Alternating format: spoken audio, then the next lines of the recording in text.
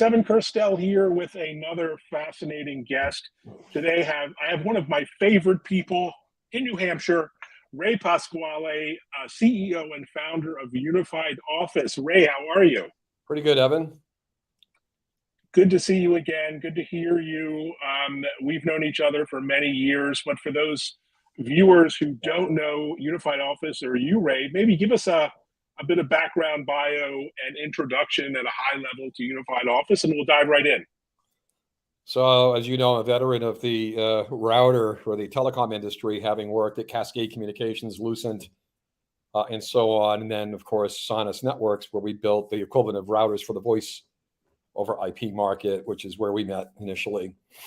And then I founded Unified Office in 2011/12 to reinvent voice over IP communications. And that means to make it work as reliable with a great deal of quality as the old phone networks that we grew up with, without all the attendant legacy circuitry that you would use from a phone company, like a T1 line or an MPLS circuit, if you will. And so we took about, probably 2 to 3 years to invent this transmission network technology that runs over common, ordinary broadband that you order from Comcast, Spectrum, or wherever you get your broadband in Swampscott.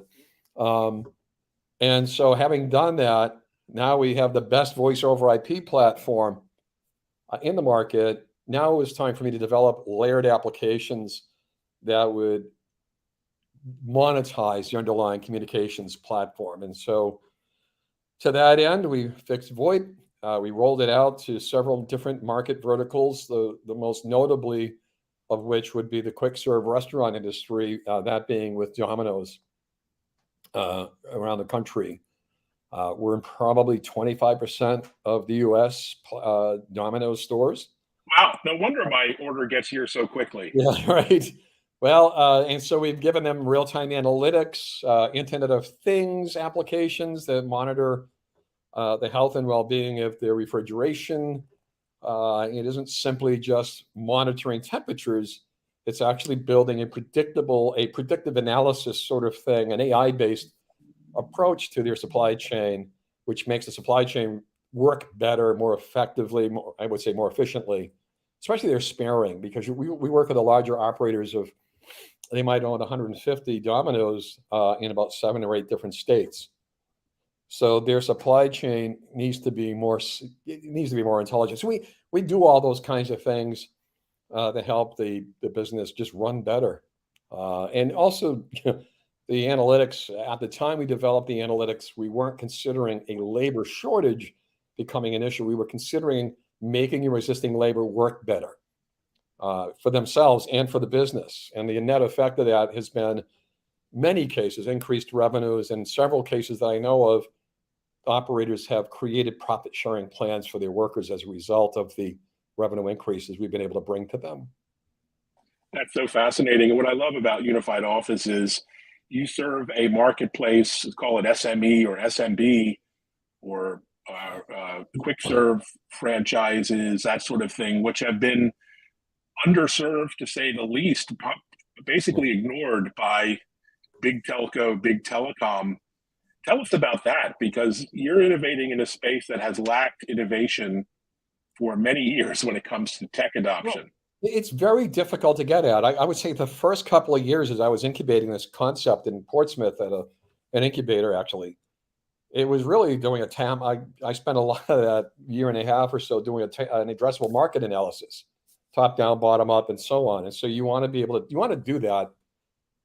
You want to make sure the market's big enough, number one. Number two, segment the market so that you know what segments you need to get after that are underserved. And to your point, we focused on the SMB as defined by the SBA administration to be between 1 and 499 employee businesses.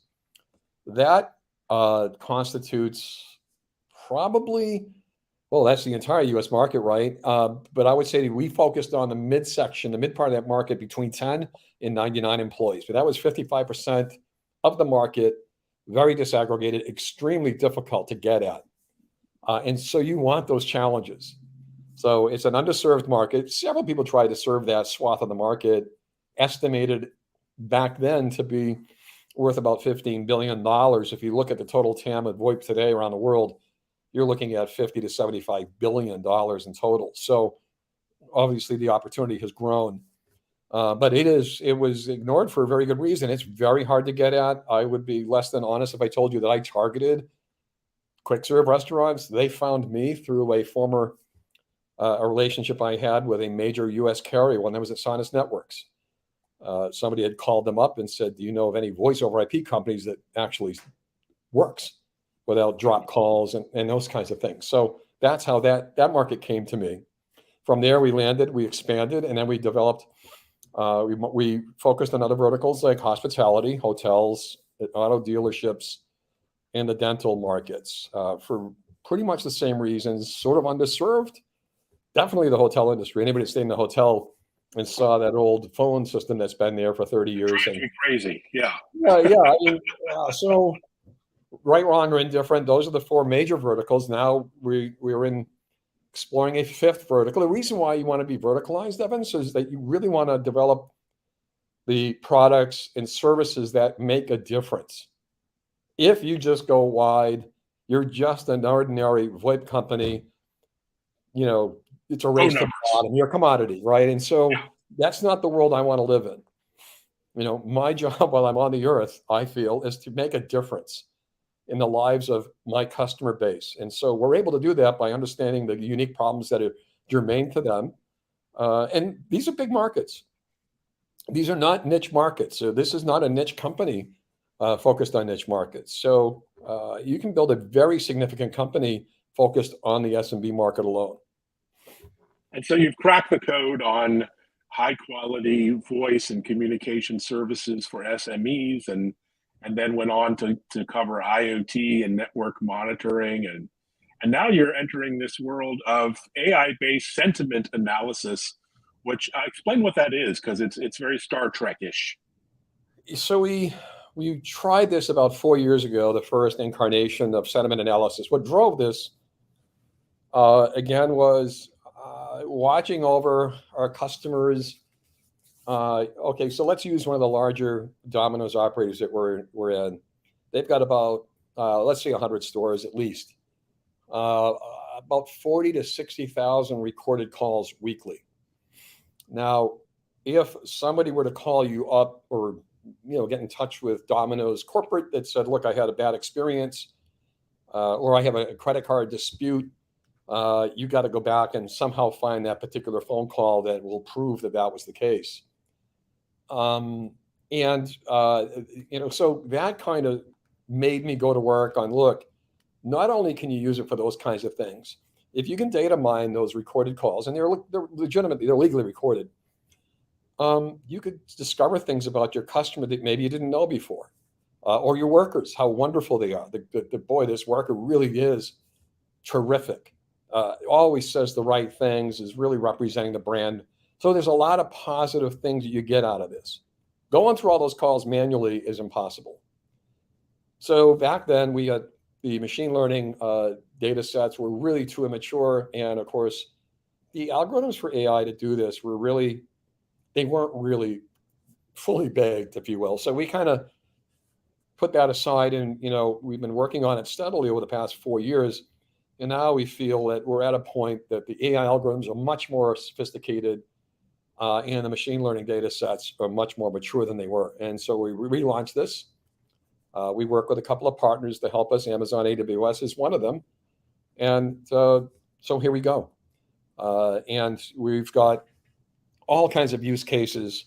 The automobile industry wants to use this.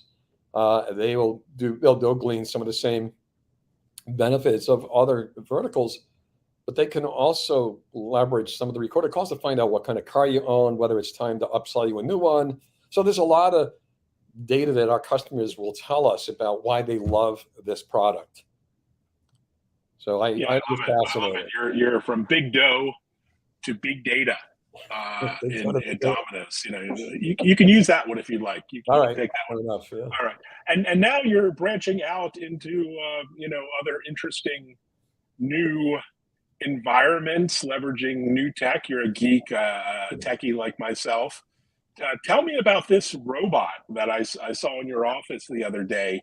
What does that have to do with unified communications and customer service? Well, oddly enough, the difference between what I affectionately refer to as Rosie and you or a human is that it's something that communicates. When our IoT platform, our sensors are communicating very important information, right? The humans, they have important information to convey as well. Well, so doesn't Rosie. And so I just look at this as another form of communications device that needs really accurate, high quality communication experience. So why do we have Rosie? Well, this whole thing with COVID and the labor shortage that developed, our real-time analytics helps make our customers work way more effectively, as we alluded to earlier in the conversation. Now take a look at this and say, look, I can't get enough housekeepers in my hotel, right? Now I know it doesn't have arms, it can't clean the rooms, and I get that. But what if you had one person per floor and you had two of these or more? You could deliver things to the rooms instead of pestering the front desk and having humans run back and forth. Now Rosie brings you your things. This was developed initially for the restaurant industry. We use it here as a concierge in our company's headquarters. When you walk into our lobby, you'll meet Rosie, and it'll have a map of all the office locations and people. And you just push the button. Rosie will take you to where you need to go and introduce you. And it goes back to its starting location all by itself in the lobby. And so you might look at this in the hotel industry. We're going to be integrating our software into Rosie to have it act as a hotel concierge, if you will, at least to augment that function and augment the housekeeping function. So there's a novelty factor here, of course, but at the end of the day, it'll prove itself to be a very valuable contributor to the workforce. And it's fantastic. fun to work with. Oh no, I can't wait to play with it. Maybe it can do replace my Roomba at home as well or something. I don't think Rosie vacuums yet. We're not quite there. But. So what's next? Are there particular industries or waves you're looking to catch? I know you were involved in some smart city deployments and other fascinating endeavors. Where are we going in this space? Sky's the limit, it looks like. We still are. We're working. We're really starting to open up this telehealth market a bit more, not for the high-end hospitals necessarily, but for the mid-market.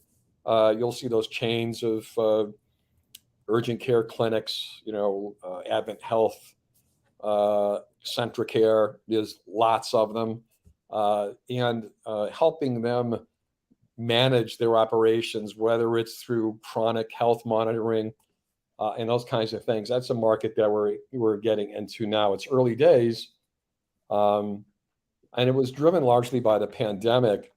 However, even though people now are going back to see the doctor, there's definite use cases for our technology that we're working on. Look, we're going to go into these hotels, for example, that are really amenity hotels that would have a portion of the hotel dedicated towards healthcare. There might be a small ambulatory hospital in the first couple of floors. There might be assisted living in the next few floors and so on. And so for us, having helped those doctors monitor and manage the chronic health, chronic issues that their patients might have that don't need to go to the office for. You need my blood gases. We can do single or 6-lead EKGs, for example. We can transmit that information along with our communications platform. Now, remember that HQRP that we developed that really made VoIP work reliably with great quality. It is essential that healthcare information is transmitted over that type of a network. You do not want to miss, due to a packet loss, a piece of an EKG, for example.